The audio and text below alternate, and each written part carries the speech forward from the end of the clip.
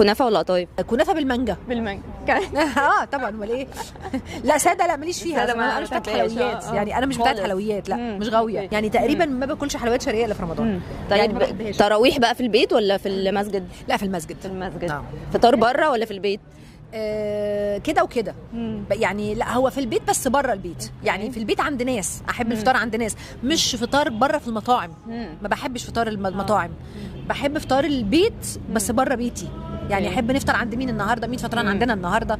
احب السحور في الشارع. السحور في الشارع ده يعني احب السحور في الشارع. لكن الفطار لا ما احبوش في الشارع. بتقضي يومك ازاي في رمضان؟ والله رمضان من احلى الايام اللي بجد بنستناها من السنه للسنه يعني. بيبقى ليه طقوسه وليه لمته. هي احلى حاجه في رمضان اللمه. النهارده هنفطر فين، النهارده هنتسحر مع مين. يعني عارفه هي الفكره، انت ممكن تقعدي سنه كامله تجري منك ما تشوفيش ناس كتيره قوي، وتيجي في السحور او في رمضان او في الفطار تتلموا. ايوه.